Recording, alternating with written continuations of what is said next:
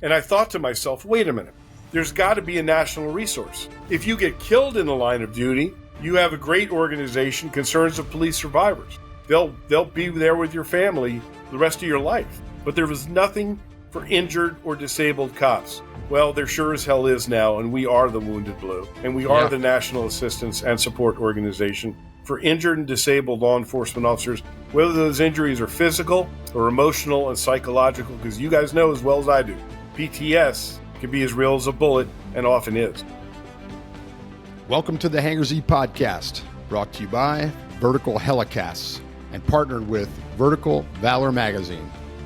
On today's episode, John Gray and Jack Schonely are honored to welcome one of the most influential voices in American law enforcement, retired Lieutenant Randy Sutton of the Las Vegas Metropolitan Police Department. With a law enforcement career spanning more than 34 years, Randy's impact has extended far beyond the streets of Princeton, New Jersey and Las Vegas, Nevada. He became a familiar face to many through his appearances on the TV show Cops, which opened the door for some acting roles in both television and film, including a part in the iconic movie Casino. Randy is also a prolific author, having written A Cop's Life, True Blue, The Power of Legacy, and his most recent book, Rescuing 911, The Fight for America's Safety. A respected and in-demand public speaker, he represented the law enforcement community at the Republican National Convention last year. Perhaps Randy's most enduring contribution is as the founder and chairman of the board of the Wounded Blue, a 501c3 organization dedicated to supporting injured and disabled law enforcement officers through support, education, assistance, and legislative advocacy. This is a powerful and inspiring conversation you won't want to miss. Thank you to our sponsors, Becker Avionics, Metro Aviation, and Shotover Systems. Welcome to the Hangar Z Podcast, brought to you by Vertical Helicasts. The Hangar Z Podcast is the first and only podcast dedicated to promoting and exploring the personnel and equipment behind the missions in public safety aviation.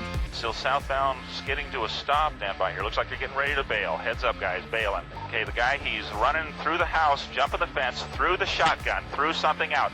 Grabbing the shotgun. Don't go over that fence. Don't go over that fence. Grab the shotgun again. He is armed. Stay there. Hold your position. John, did they ever come out to Ontario? Did cops ever come out there to you guys? No, they were in Fontana and Pomona all the time. Yeah, Pomona I remember a lot. And and Fontana. That's right. Yeah, I don't remember them being in Ontario. Not that I know of. Yeah. Doesn't mean they weren't there, but yeah, Fontana and Pomona were very busy with them. I remember Pomona was on quite a bit. Yeah, there were certain departments that they really, really loved, and Vegas Metro was one of them. King County in Washington, I remember, was on a lot. Pomona, a lot. Very interesting. But my favorite part of that show was that the average citizen could watch and see what happens before the call, what happens after the call, what suspects really do. The average citizen thinks, bad guys don't pound their head against when they're handcuffed. Right, they don't pound their head against glass window. That must have been a cop that did that.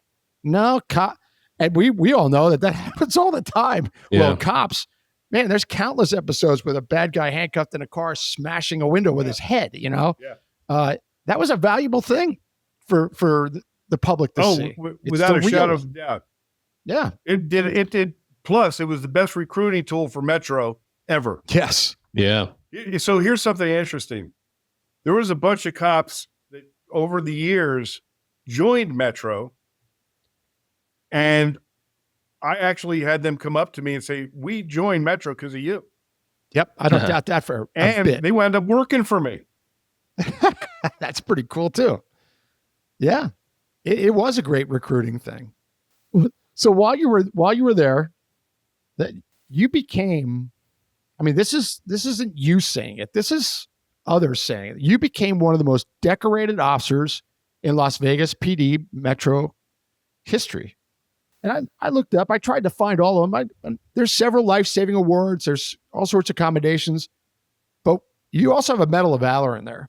And there's not a metropolitan department in this country that just hands those out like candy. You got to do something to get a Medal of Valor. For the most part, there are exceptions to every rule. But tell us about your Medal of Valor. So, Rodney King Fright Night. We all remember Rodney King and the riots. Yep. Well, we had him here too. Sure you did. And at the time, I was an undercover detective. I was working narcotics. I was in my undercover car, and I was down in the downtown area on an assignment, and the riots began. And they began with a march. It was like the rioters were starting to come into the downtown area. And the calls came out, officers need help. And I got there because I was literally right downtown. And we literally set up a skirmish line like it was the Revolutionary War. And I grabbed my 12-gauge pump gun and threw my raid jacket on and stayed on duty for 3 days straight, never leaving. Yep. And at one point, there was a siege that was taking place at a white family's home in the hood, and they were literally being besieged by crowds of gang members, and they were trying to get into their home, and so Sergeant asked for volunteers for a rescue team. So I was one of those volunteers. And we went in to rescue them, and we walked right into an ambush. Wow. And it was a freaking war zone. They were peppering our car with bullets. I mean, all you saw was muzzle flashes and the impacts of the bullets against the car and in the windows. And it was the gunfight of the OK Corral. And we stood the line. We rescued that family amongst a fusillade of rounds, and it was for that team received the Medal of Valor. Wow. No. That's heavy duty. That is heavy duty. Good. And one other That's time, well earned. I was nominated for the Medal of Valor, but it was under the reign of the sheriff that hated me. So that went nowhere. And so what happened was I was dating a girl at the time, and she received a phone call from her brother, and because he knew of our relationship, the family was being held hostage by a guy who had just murdered his girlfriend, his wife. And he had worked for the family. So after he did the murder, he did an ambush murder, then went to their home, demanded that they give him money so he could flee back to Mexico. And so he is on the phone with her, trying to tell her what's going on. And so I'm listening. I called the department and I said, was there a murder? And they said, yeah, this guy shot this guy to death and we're looking for him. I said, well, I know where he is, but if we do a SWAT thing, he's going to take hostages. So I said, I'm going to go in undercover. And the on-scene commander, the march commander, said, Randy, you're asking for a lot of trouble there.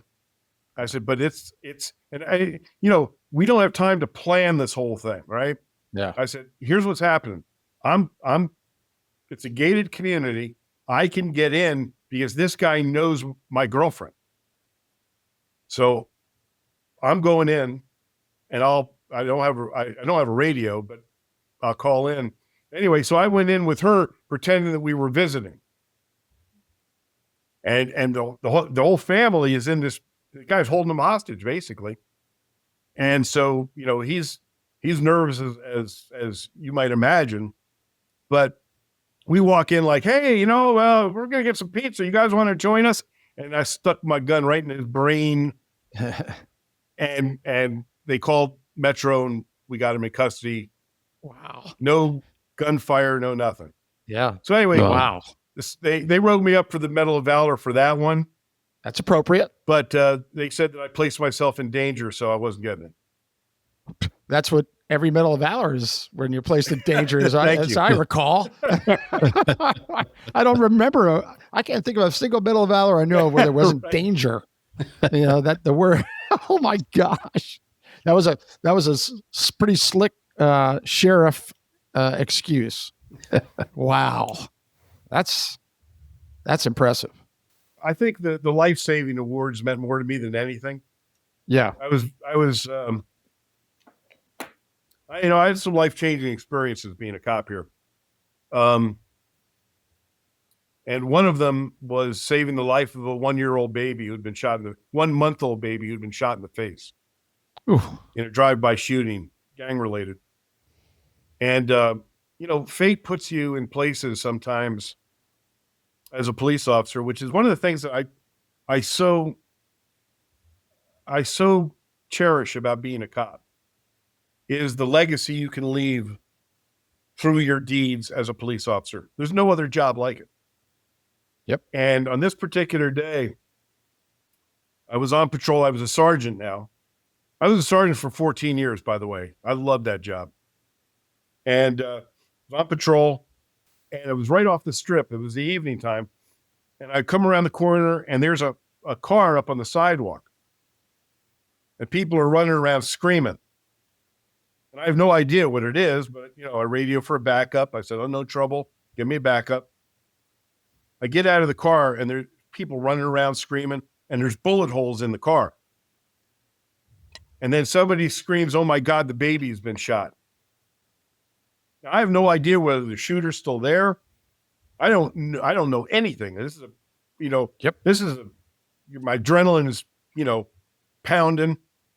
And I look down, there's a little 1-month-old baby in a baby seat who's been shot in the face.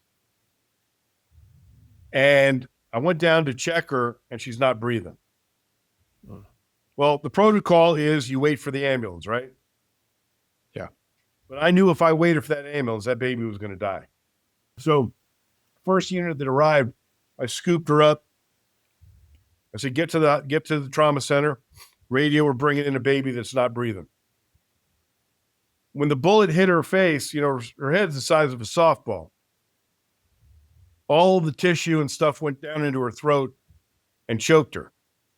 Oh, but wow. I was literally there within minutes. And I was able to clear all that stuff and give her mouth-to-face resuscitation and bring her back. Wow. And she started crying. Wow. So we get to the hospital. I hand her off like a football to the trauma team. And she's now my goddaughter. Oh, Wow. Jeez. jeez. Incredible. Wow. Incredible. You must be very proud of that one.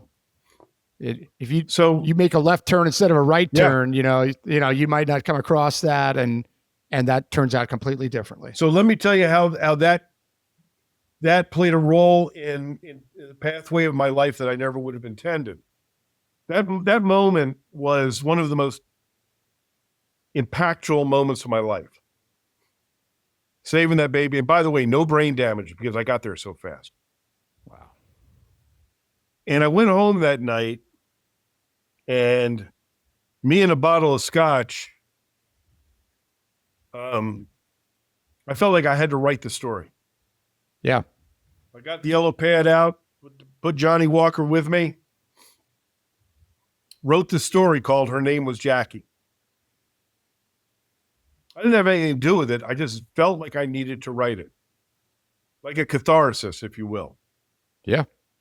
And I wrote it. I stuck it in a drawer, and it sat there for 3 years. And the World Trade Center was attacked. The deadliest day in law enforcement history, 72 cops killed. And I felt like I really wanted to participate in helping that attack. But of course, I'm a Vegas cop. I can't do anything. Yep. I got to thinking, wait a minute.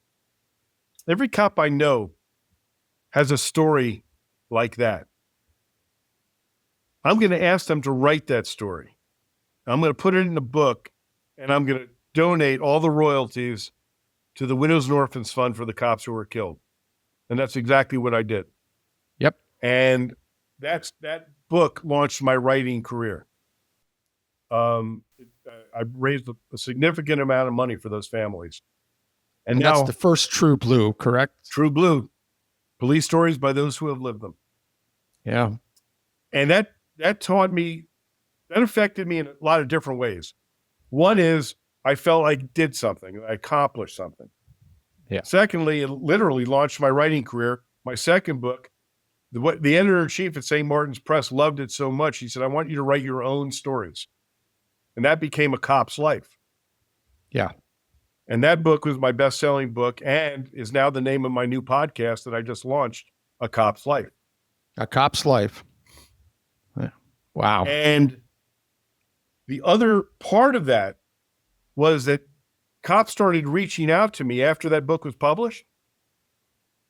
Randy, thank you for writing this because I thought I was alone in my feelings.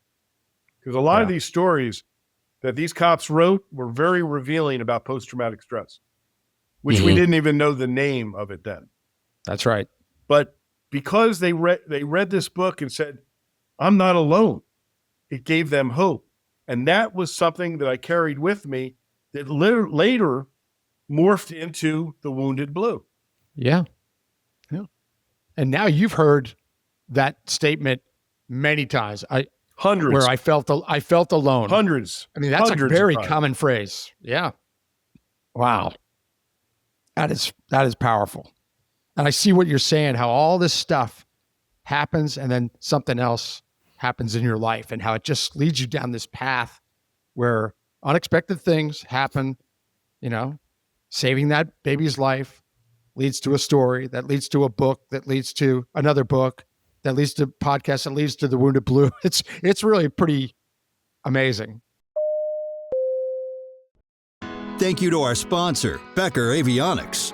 Becker Avionics, new 3D spatial audio will mitigate possible confusion in the cockpit by repeating the last 90 seconds of incoming messages broadcast over any two channels. Check out the new AMU 6500 at www.beckerusa.com. But one of the major stories that I've not told you that probably was the most significant in my police career and later in the world that I'm in now was my story of survival of a shooting that I never should have survived. And that was a milestone in my life where I was in a toe-to-toe gunfight with a school shooter.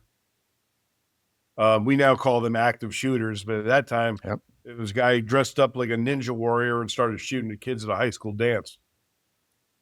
And he and I wound up literally inches away from each other.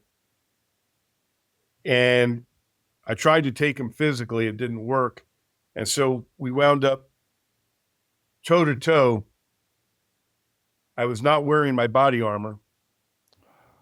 And we both fired at exactly the same time. And I fired 2 rounds, and then the nightmare that we all have actually happened. My gun jammed.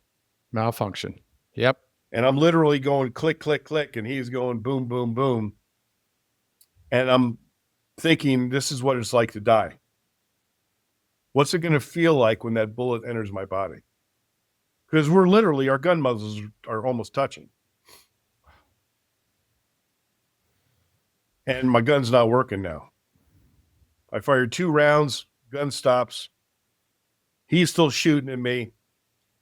I roll onto my back and I'm trying to clear my weapon while he's trying to shoot me. A little piece of asphalt are hitting me. The helicopter's gotten above us where the rotor wash is hitting me with rocks and sticks. Other cops are shooting at him, just missing me. It was a a moment. And I was able to clear my gun, get involved in, I emptied my magazine from literally, it looked like Tombstone, right? And I'm thinking I'm the world's worst shot. I'm just unloading on this guy. Do a combat reload, re-engage. At the end of the day, my first 2 shots hit him dead in the chest. Yeah. But it's not like TV. They don't know they're dead sometimes. Yeah. And I wasn't touched by 1 bullet. Jeez. Wow. Whoa. And that was one of the most significant moments of my life, because that gave me what I call the journey of why. Why didn't I die that night? Why did he die, not me, when by all rights, I should have been dead too? And so that moment was so significant to me that I began what I call the journey of why, which lives to this day. And I believe that I came up with the answer. I didn't die that night because I had not completed my mission here. Whatever your religious beliefs are, your spiritual beliefs, I fully believe that I didn't die because I hadn't finished whatever mission I was placed here for. So, of course, then that's the next question. Well, Randy, what's that? Yeah. And I fully believe that I didn't die that night because my mission, which is to touch the lives of the American law enforcement officer in any significant way that I can. And that is what led me to the Wounded Blue. Yep. Wow. So incredible. At one point I had something written down here, was there an incident? Was there something, a person, an incident, an event that led to the Wounded Blue? You have multiple reasons. You've provided us multiple reasons why you created that.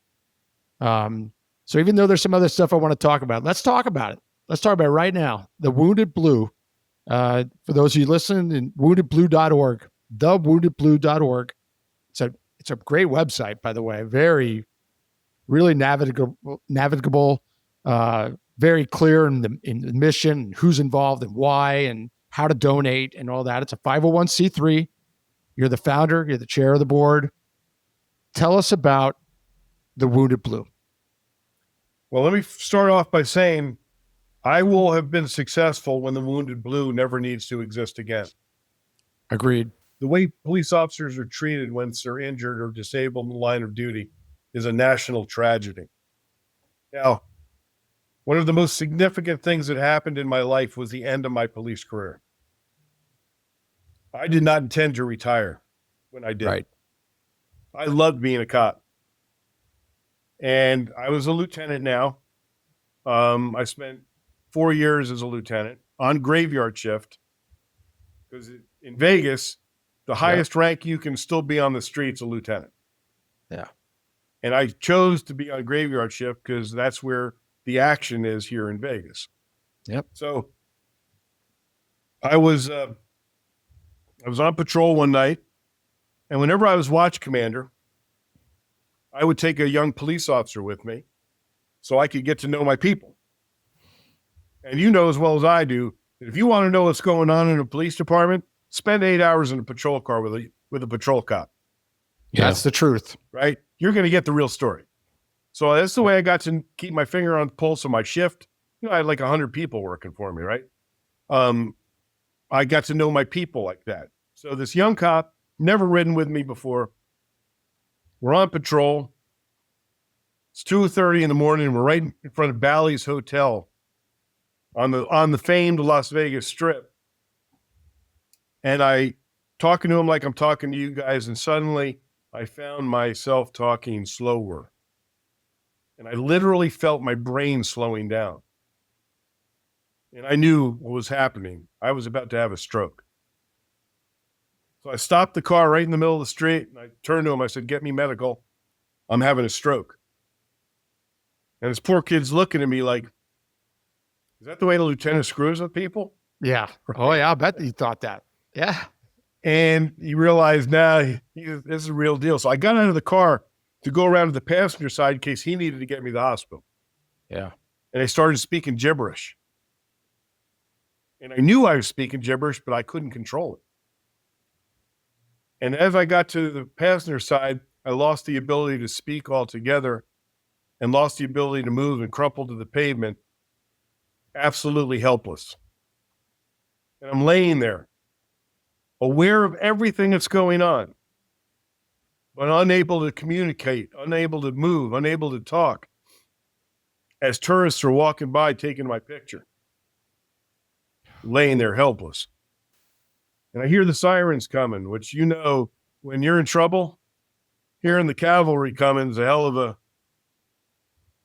that's a hell of a sound, man. Yeah, it is. It But sure the is. cops surround me, waiting for the ambulance to protect me. And this is my last on-duty memory. I'm laying there helpless. And I hear one of my cops say, "If you don't get that camera out of his face, I'm going to take it off you and stick it up your ass." I remember thinking, that's the Metro I know and love right there. And that ended my police career.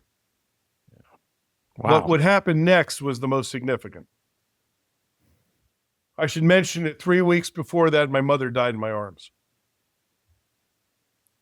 2 months before that, I was involved in another fatal shooting. So there was a lot going on in my brain and in my heart, A whole lot. and in my soul. Didn't help. That stress didn't help. And the stroke was the result of that, and they discovered I had a severe heart condition I didn't know about. Yeah. So now, suddenly, I don't have my police career anymore. I don't have my mother anymore. And then what happened next might shock you, might not. That my own department turned its back on me and said, "We're not paying your medical bills. We're not giving you your benefits." On-duty incident, stroke, and they're not going to take care of you.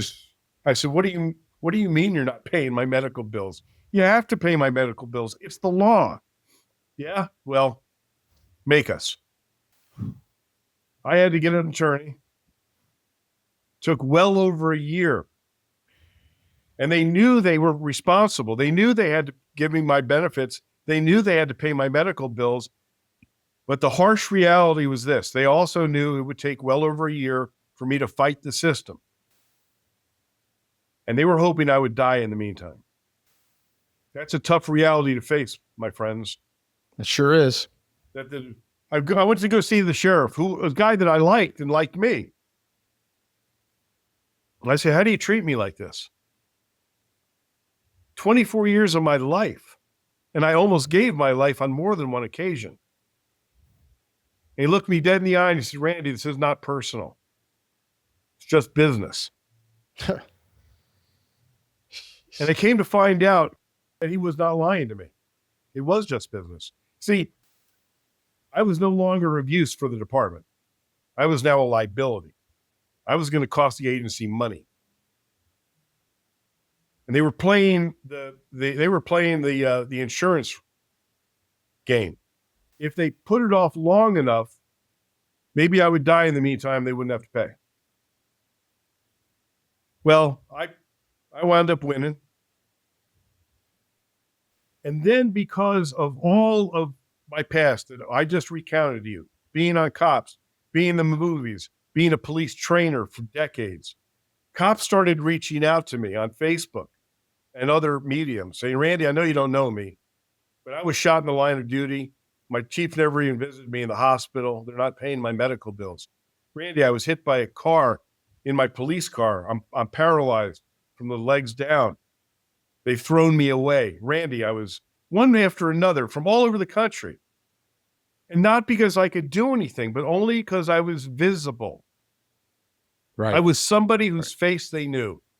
And out of desperation, they reached out to somebody just to talk. And I realized that this is a national issue. And I thought to myself, wait a minute, there's got to be a national resource. If you get killed in the line of duty, you have a great organization, Concerns of Police Survivors. They'll be there with your family the rest of your life. But there was nothing for injured or disabled cops. Well, there sure as hell is now, and we are the Wounded Blue. And we are the National Assistance and Support Organization for injured and disabled law enforcement officers, whether those injuries are physical or emotional and psychological, because you guys know as well as I do, PTS can be as real as a bullet and often is. Yeah. Yep. And sometimes, in some ways, it's worse. In some ways, it's You worse. know? Yeah. And that sounds odd to people that haven't been around the military or police work, but we know that it can be worse. You're still here dealing with it. But here's the thing, John, if that had not happened to me, the worst thing that I ever thought could ever happen to me was the loss of my career, the loss of my health. But by the way, the doctors told me after they're getting ready to release me, doctor comes in and sits in the room. He says, "How you feeling?" I said, "Tell you the truth, I feel pretty damn good." He said, "Good, Randy, but I don't want you to think that anything we did here is going to preclude you from walking out of here, and 10 minutes from now, you could have another stroke and die." And I was going, wow, I didn't expect that. But I realized, and of course, unfortunately, it's almost happened to me. I faced death from this not too far in the past. I remember that. But I understand that in the time that I have left, I'm not letting that waste. I'm going to continue the work. I'm going to continue to serve in the way that I serve best. And that is with the Wounded Blue. And we're touching lives, we're saving careers. So I am a man on a mission. My mission will not end until my days end. Is what you just described very eloquently, is that the gift of clarity? That's the gift of clarity. Or is there something else? That's the gift of clarity that you talk about. Exactly. I mean, it was evident to me that, wow, this is the gift of clarity, what Randy is saying right now. It hits you and it's bam, wow, this is real. I'm seeing it firsthand of, a dedicated, decorated employee getting ignored and in the time of need, and when you really, really need your department. I mean, and they turn their back. And this is not, John, I know you're thinking this is not an unusual story, and Randy knows that because of his organization, but correct, John? I mean. Thank you to our sponsor, Metro Aviation. Metro Aviation, the world's largest family-owned aeromedical operator, offers comprehensive aircraft services with 160 plus aircraft in over 25 states.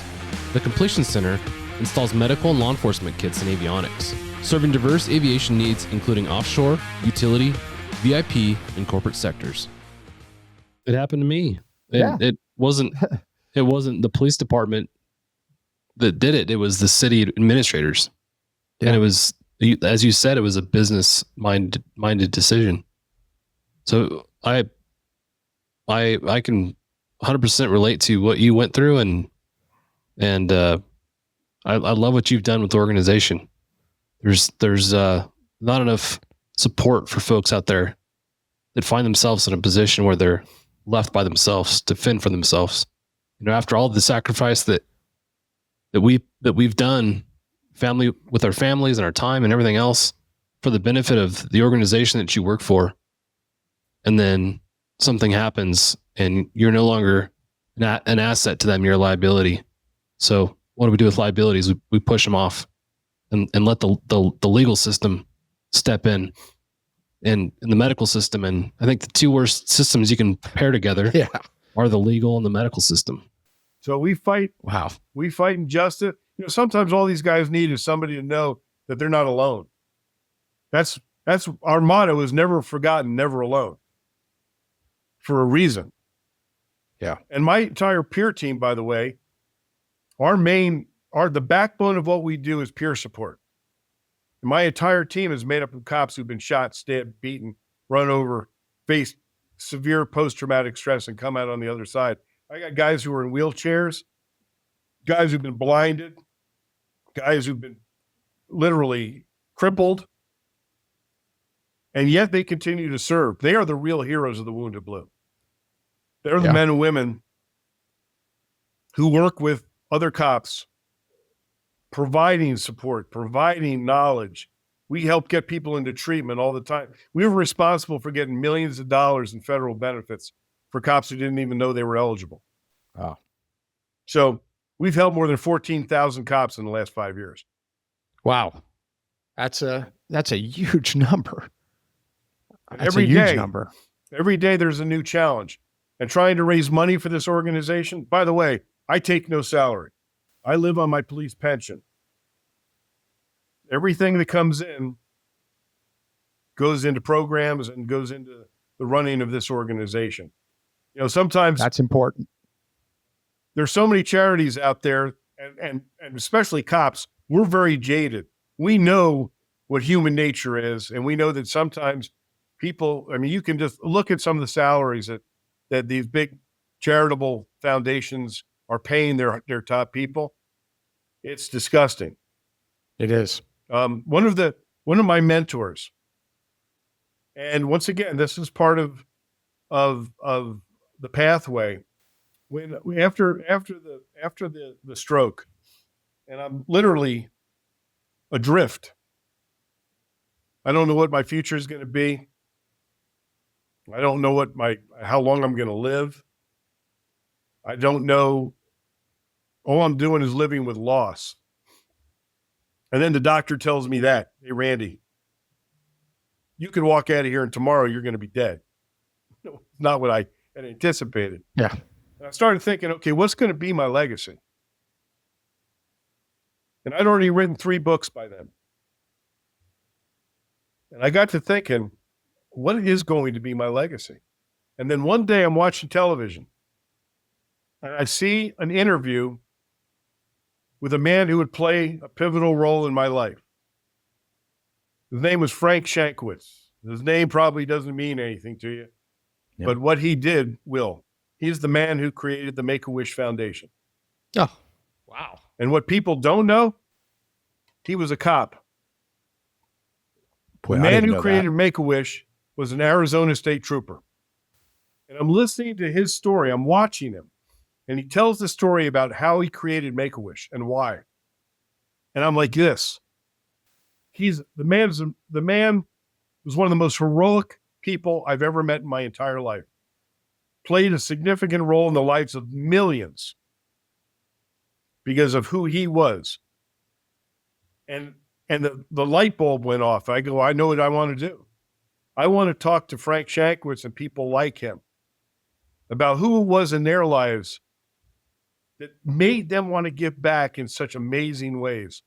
So I reached out to Frank Shankwitz.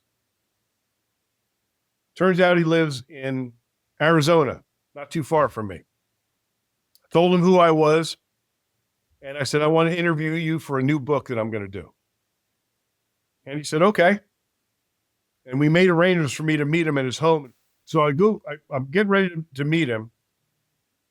And he calls me the previous night and he says, look, I'm going to shave off an hour off your time. Meet me in Seligman, Arizona at this diner. I said, okay. Hang up and I'm going, where the hell is Seligman, Arizona? So I look it up and it's basically a little ghost town that's barely surviving on old Route 66. Yeah. Now, why is that significant to this story? And I'm going to tell you. Because once again, fates are playing a role.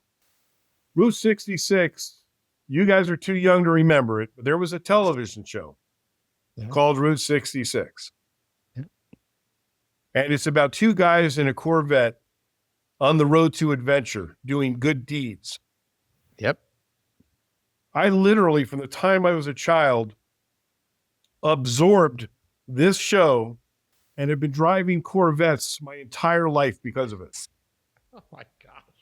Right? Two My guys, gosh. they were basically modern day knights errant, stopping in every little town to live their life, but do good deeds on the way. Yeah. Yep. So I was like 6 years old when I saw this show, but it imprinted on me. And now I own the series and I watch it all the time. But it's Route 66. I'm going to meet Frank Shankwitz on Route 66. It's a beautiful fall day. I've got the top down on my Corvette. I'm listening to Frank Sinatra. It's a beautiful thing. And the other part of this story is that my father fancied himself a photographer. So growing up, I looked at these pictures that my father had taken from his life on the walls of my family home my entire life. And one of those photographs was a picture of 3 Western storefronts. I drive into Seligman, Arizona. I park my car in this little diner parking lot, and I get out and I stretch. And I look across the street, and I swear to God, this is true. There's the 3 storefronts my father had taken the photograph of 50 years before. Incredible. It literally knocked me off my feet. Yeah. I literally had to hold on to my car. That the emotional impact of that. I was standing where my father stood 50 years before. And it was such an incredibly emotional experience. So I walk into the Seligman, into this diner, and you can't miss Frank Shankwitz. He's a larger than life guy wearing his 10-gallon cowboy hat. The guy's a true no bullshit cowboy, right? Yeah. Mustache. I see him in the corner. I go and I shake his hand, and the guy's been a cop for 40 years. He doesn't miss anything. Yeah. And he looks at me, he says, "Are you okay?" And I told him that story I just told you. And he sat back and he said, "You city cops sure are sensitive." Oh, that's good. And that began a friendship that lasted till the day he died. He became my mentor, my friend, my first board of directors member on the Wounded Blue. In fact, we were such friends. This chain that I'm wearing around my neck is my grandmother's chain. That wedding ring is my father's wedding ring. That heart is my mother's heart. And that St. Christopher medal is Frank Shankwitz's. Wow. And he willed me his black hat. It's time for your Heli Life giveaway buzzword. Listen up and remember this word because you'll need it to enter for a chance to win exclusive Heli Life gear. Ready? This episode's buzzword is SWAT. Visit contest.verticalhelicasts.com to enter the buzzword. Wow. No kidding. Oh, that's incredible. That's just incredible. But at this point in the conversation, I'm not surprised at it. I mean, it's amazing, Randy, all the stuff that just lined up, good and bad, that lined up to bring you to where you are now, making a huge difference in something really important. And it involved multiple people, multiple places, multiple experiences, good, bad, and oh, that's amazing. Another interesting twist, by the way, to the Route 66 thing is that Martin Milner was one of the stars of that show. Yep. And you grew up watching Adam 12 too. That's exactly right. I mean, Pete Malloy. I mean, geez, amazing. Very interesting. So tell us, going back to the Wounded Blue here, you have multiple strategies or multiple ways that you're attacking this problem. And you guys call it the SEAL strategy, not as a Navy SEAL, as in an acronym: support, educate, assistance, legislate. Walk through those 4 things briefly on each, telling us what the Wounded Blue does, starting with support. Support is our number one. Peer support is our number one function. One thing I found from all the communications is everybody feels like they're alone. That once you get injured, listen, I was a cop for 34 years. I never thought they would turn their back on me. And what happens is when that happens and you're walking this journey, you think you're the only one that's ever had this experience. Just knowing there are other people that have experienced that and can help you negotiate this horrible turn of events is life-saving. And then we have tremendous resources. Like I said, we help get people into treatment all the time because addiction becomes a factor. Post-traumatic stress needs treatment. And so we have all kinds of resources for that. Education. We have a incredible, this is one thing we started, the National Law Enforcement Survival Summit. Every year in September. This year it'll be September 22nd through the 25th in Las Vegas. Every aspect of surviving a law enforcement career. Physically, emotionally, psychologically, relationships, marriages, children. It is life-saving. If I could push a button and make something happen, I would have every cop in America attend this. I literally have had cops stand up and say, if it weren't for this, I was going to kill myself. Wow. That's how powerful it is. Yeah. That's our education. Plus, I speak all over the country. We call it Walking with the Wounded. I've got speaking engagements all over the nation. It's part of our education process. Yeah. We are literally a resource for every cop in America and every police agency in America. We have departments call us and say, Randy, we've had this horrible situation. We don't have a peer support system. Can you guys come help us? Well, we're waiting right now. I had a contact with the LAPD who they're trying to run this up through the chain to bring us in to help them. Right? Yeah. Support, education, assistance. We are not a well-funded charity. I literally spend every day trying to raise money. And we've done some amazing things. I'll give you an example. Just a couple months ago, you guys might be aware of what took place in Ferguson. In August, it was the anniversary of that scumbag Michael Brown's death. And the usual assholes came out to protest. And there was Ferguson cops were out there just monitoring. And a police officer named Travis Brown was just out there monitoring the situation and was attacked.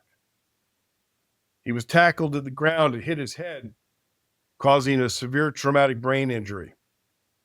He's been in a coma for months. Wow. Recently, just came out of the coma. They moved him to a rehab facility. Don't know what his prognosis is going to be. Well, he has 2 young children. And one of the things that we do is we have Wounded Blue Christmas, where we'll identify families of cops who've been severely injured. And because of the financial issues involved, they're struggling. And we make Christmas happen for those families. Wow. I collect money from people that want to help, and we get them at least $500 or up to $1,000 or more for Christmas money for their children. Well, I was going to go give this family $1,000 to help with Christmas gifts for their kids. And a donor contacted me who was an amazing man. And I told him what I was doing. He says, Randy, you're not going to give them $1,000. I said, I'm not. He says, no, you're going to give them $5,000. I'm sending it to you. So I fly to Ferguson. I'm all prepared to give this family a check for $5,000. And I'm going to do it at the Ferguson Police Department. These are guys, the Ferguson PD is 100% supportive of their cop. They're doing exactly what they should be doing for an injured cop. And I'm going to meet them and meet the family. And I'm literally in Ferguson on the way to give this $5,000 check. And my donor calls me and he says, Randy, I've been thinking about this. $5,000 will not change their lives. But $5,000 a month for the next year will.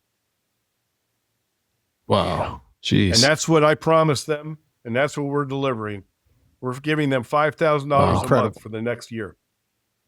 And his mom, who's taking care of the children, couldn't even speak to me. She was crying so much. Oh, I'll bet. That's incredible. That's life-changing. Thank you to our sponsor, Shotover. Shotover Systems is the leading developer and manufacturer of high-performance gyro-stabilized cameras with advanced real-time AR mapping and mission management, all backed by unparalleled custom training and support. Now offering the M2 multi-sensor system, sole 6-axis EO/IR platform with 4K Ultra HD color and infrared technology. Ideal for law enforcement and defense. Offered with real-time AR overlays to quickly identify streets, weather, and traffic. Automated license plate recognition, 24 megapixel digital photographs, and automated steering and tracking. We recently gave a man, listen to this story. I could tell you stories for forever. Oh, I know you could. I know. I get That's contacted amazing. by the Fraternal Order of Police in Utah. Randy, we got a situation here. We got a police officer who lost his leg in the line of duty. He's been abandoned by his department. He needs a new prosthetic leg. His leg is worn out. He's literally walking around on a bloody stump. And they've thrown him away. Well, this happened right around Christmas of last year. I said, well, how much is the leg? I don't know. They said, we think it's $25,000. I said, okay, we're not a funding source, but every now and then I can pull a rabbit out of my hat. And I wound up getting a donor who said, I'll pay for it. Wow. So on Christmas Eve, I called this cop. He was a cop in Texas. I don't know the full story yet. I just know he needs a leg. And on Christmas Eve, his wife's in on it. I tell him the Wounded Blue has given him a new prosthetic leg. It was the best Christmas that was the best Christmas call I ever made, right? I'll bet. That's, so again, life-changing. I tell his wife, get things going. She calls me a week later. Says, the leg is a little more than we thought. I said, okay. How much more? It's $117,000. Oof. Oh my gosh. Can I go? A little more. I go, oh my God. I said, I don't even know how I'm going to deal with this. So I called my donor. I said, I don't even know how to have this conversation. Yeah. I told him, he said, well, first of all, Randy, the Wounded Blue said we're doing it. So we're doing it. And secondly, that man deserves the best prosthetic leg he can get. Wow. And that man now has a brand new prosthetic leg and more from the Wounded Blue. Incredible. Awesome. If you go to the Wounded, so we have a YouTube channel. If you go to YouTube, Wounded Blue TV, you'll see a bunch of these stories. And we have a documentary film that was produced by a cop. It's incredible. Amazon.com, put in the Wounded Blue. You'll see this incredible film. Bring your tissues because you're going to need it. Wow. Wow. That kind of covers assistance, I would think. What about the legislative part? Legislate's the last thing. word. I'll bet. I've testified at the state legislature here in Nevada, and we got a law changed, which strengthens the workers' comp system. Oh, good. We've also been instrumental. I've worked with Senator Grassley on legislation. Recently, there are some bills that will help make it easier for cops not to be penalized who are on disability. But there's a lot more to go. And I am really hopeful that I've reached out to the Trump administration and I've asked to play a role in helping form legislation that will help police officers. And Something tells me they're going to take you up on that, by the way. I hope so too. Yeah, I think they will. I hope so too. The fact that they let me speak at the Republican National Convention. Yeah, it was great. Then maybe I'll get noticed.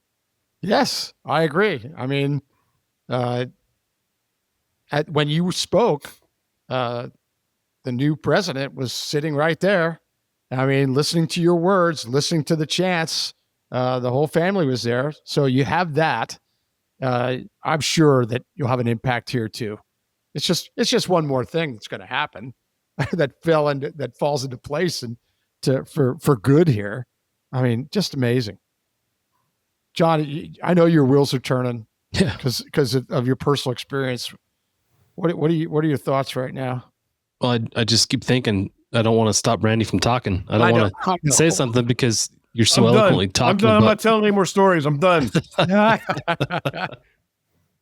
Yeah, I mean, really at a loss for words because you've said it exactly how I've thought it, and what the resources you're offering are exactly what are needed. And the peer support part. Luckily I had a friend of mine who was going through a similar situation at the same time as me, and we were able to share experiences and not feel like we were alone. But had I not had that friend to reach out to, you do feel isolated. So many of the support features that you're offering there are so beneficial. I'm just thankful that you've taken the time, to create these resources for folks, because people talk about athletes and how when they retire, they're really at a loss for where to go from there, because that's been the identity of their life. Yeah. And I think in public safety and law enforcement in particular, we're very similar. This has defined everything about us as an adult. And then one day you wake up and it not only is it not part of your identity, but you've been cast aside by the folks that employed you. It's just a really weird place to be. So it's been wonderful hearing you talk about that and the resources that come with Back to Blue. Yeah. It's an amazing thing. And it's unfortunate that it's necessary. It really is when you think about it, but it is necessary. And because the stories are, like you said, you could go on for a long time, and you go, well, how can that be happening? And we don't know about it. I can almost hear people saying that. So, well, if this is really happening, we'd all know about it. It actually is an impediment to raising money, because when I go to people and I tell them this is what we exist for, they look at me and they go, what do you mean get shot in the head and be thrown away? Yeah, that can't happen. That can't happen. Yeah, the city has to support that. It's actually been an impediment. I'll bet. And I deal with this. This is one of the things I deal with every day. So, we really need help financially. TheWoundedBlue.org is where we live. That's our donate button. If you're a cop and you're struggling, we have a toll-free number that goes right to us, or you can reach out on the website and do the contact form. If you want to join us, we're always looking for cops who want to join our peer team. You have to be trained, you have to be certified, but it's amazing work, and you can literally save your brothers and sisters' lives by doing it. So you can reach out there. We just trained another cadre of peer team members, and they're hard at it. And the other thing I'd ask, for those of you, we're just launching, we're calling it the Wounded Blue 100 Network. We're looking for 100 people who will commit to donating just $2,500 in the year 2025. Just $2,500. 100 people doing that will pay all of our infrastructure costs. Wow. So we're just about to launch that.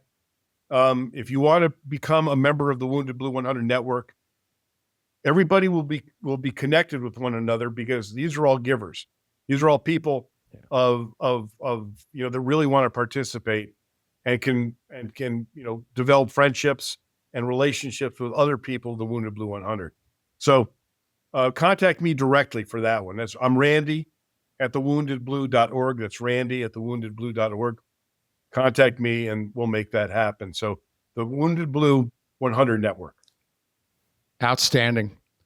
I mean, John and I always talk about networking, and one of the things that you just talked about was how you were reaching out to LAPD, and for those that don't know, while we're recording this is during the Palisades fire, and I think the latest number I saw was 20 Los Angeles police officers have lost their homes. I know of at least 3 retired officers that I know personally that have lost their homes, and there's officers working long hours that are seeing this. that are going through things that they never thought they'd see before. Yeah. And that's obviously why Randy is reaching out to them, trying to front load this, having some foresight, and trying to front load some information to help all these officers and their families and their coworkers. So part of the networking is I'm going to get off here and start making some calls myself. And I'm nobody. I'm just a retired guy from that department, but I know a few people that are still there, and we're going to try and get that conversation going between Randy and the department, because it's so important. John and I, we talk about it all the time. The wellness part of this job was ignored for years. It was stigmatized for years, and people like Randy are breaking that barrier and helping. But we still have a long way to go. We've had Dr. Tanya Glenn on. We've had Jimmy Hatch on and Alan Mack talking about this, and others. And now Randy today. We feel very strongly about this. We're going to talk about it as much as we can, because we want to, number one, remove that stigma to the topic and get people help. And the Wounded Blue is a great source of getting that help. So we're going to do what we can as the Hangar Z podcast and making things better and supporting Randy and getting the word out there about the Wounded Blue and connecting him with others.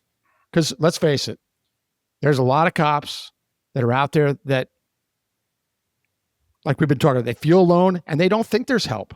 They truly don't know about exactly the help that's available. Yeah, exactly. And so the more we talk about it and get it out, then people will talk to somebody else and somebody else. And next thing you know, maybe that person gets help and it saves their life. Literally saves their life, or at least improves their life. That's why this is so important. And that was one of the big reasons we wanted to have you on, Randy. I mean, you have a fascinating career. The storytelling is incredible. The experience, all the things that happen to you, but it all pieces together in the puzzle, and the puzzle is now made, and it's the Wounded Blue puzzle. And it all came together. And now you're in retirement. That's behind. And now you're doing this, and it's changing and helping lives. And that's important. We can't we can't stay focused enough on this. So Randy, thank you so much for not only joining us, but for everything you have done and continue to do for our brothers and sisters in law enforcement. It's so important. Any closing thoughts, Randy? Well, no, I appreciate the opportunity, you guys. It was a pleasure to talk to you. Pleasure to be on your podcast. It's law enforcement podcasts like this that create an environment of communication. And yes. This is, I appreciate you guys for what you do. So thank you so much for inviting me to be here. And I hope the next time you guys come to Vegas, you come join me. I'm actually in my private cigar lounge, and there's whiskey and cigars when you're here. I love that may be sooner than later. You never know. We're talking to Vegas Metro Aviation right now about some things. And I'll actually be in LA. I've got a really big, important speaking engagement in Los Angeles at the California Club. Okay. Coming up in a couple weeks. So I'm very anxious I'll be there. Good. John, what are you thinking? Yeah, it's just like you said, on Echo the Words, thankful for the efforts you've put into what you've put in motion. I feel like this is a legacy that's going to go on for a long time and help a lot of people. I feel like, you've put a lot of work into creating this foundation, and it's got nowhere to go but up, and there's one thing that I know for sure. It's that there's never going to be a lack of need when it comes to supporting our officers. And you've provided a way for people to get that help, and for people to make that help possible through their donations. So, I'm a big believer in philanthropy, and folks, not only because it's the right thing to do, but, there's folks that are looking for ways to mitigate some of their tax, mitigate or tax exposure, I guess. Right. So what a great way to do that by helping police officers. So again, thank you. And it's personal to me, what you've created, and I'm excited to learn more about it. And and dig into that. I appreciate it. And we're also always looking for corporate sponsors as well for the Survival Summit. If you're involved in anything involving the law enforcement community, becoming a sponsor of the summit, you come and you set your table up and you can address the people that are there. So that's another avenue to help. Awesome. Great. Well, I'll just take us home here and just say thank you again, Randy. You're one of those bigger than life people in law enforcement. For those of us that have been around for a while, we all know you, but you've covered multiple generations now are learning about Randy Sutton, and we learned more, and it was fun, it was funny, it was emotional, and it was impactful, and that's what we're looking for.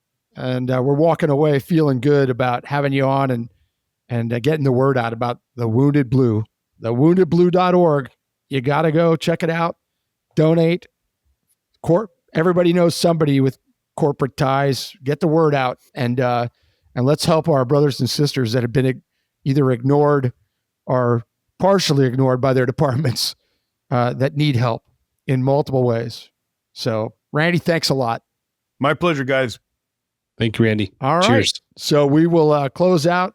Everybody, thanks for listening to the Hangar Z podcast today. I hope you found this impactful as we did. And until the next time, we're signing off and see you on the Hangar Z on the next episode. Cheers. Thanks for joining us for this episode of the Hangar Z podcast. Don't forget to like and subscribe to hear more stories that promote the personnel and equipment behind the missions in public safety aviation.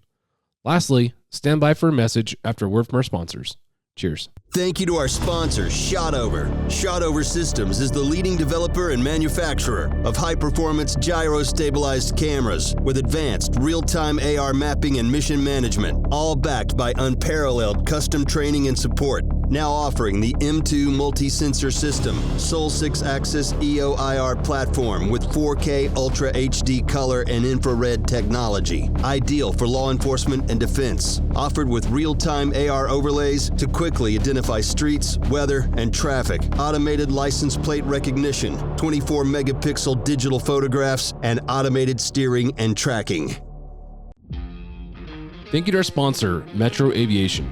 Metro Aviation, the world's largest family-owned aeromedical operator, offers comprehensive aircraft services with 160-plus aircraft in over 25 states. The Completion Center installs medical and law enforcement kits and avionics, serving diverse aviation needs including offshore, utility, VIP, and corporate sectors. Thank you to our sponsor, Becker Avionics. Becker Avionics, new 3D spatial audio will mitigate possible confusion in the cockpit by repeating the last 90 seconds of incoming messages broadcast over any two channels. Check out the new AMU 6500 at www.beckerusa.com. Thank you for tuning in to the Hangar Z podcast. We hope you enjoyed hearing Randy Sutton's incredible journey through his law enforcement career and beyond. Randy is truly a law enforcement icon, someone who has taken his life experiences and transformed them into meaningful support of others. His organization, the Wounded Blue, is making a powerful impact every day, providing vital assistance to our brothers and sisters in law enforcement across the nation.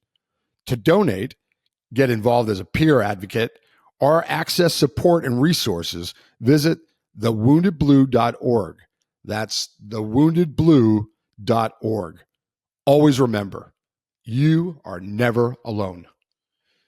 Be sure to also check out the upcoming 5th Annual National Law Enforcement Survival Summit happening in September on the 22nd through the 25th in Las Vegas, Nevada. A heartfelt thank you to Randy Sutton for all he continues to do for the law enforcement community. The Wounded Blue is not just changing lives, it's saving them. If you haven't already, please like and subscribe to the Hangar Z podcast. We're grateful for the continued support from all of our loyal listeners and our incredible sponsors. We've got more great conversations coming your way. So until next time, stay safe, and we'll catch you on the next episode of the Hangar Z podcast.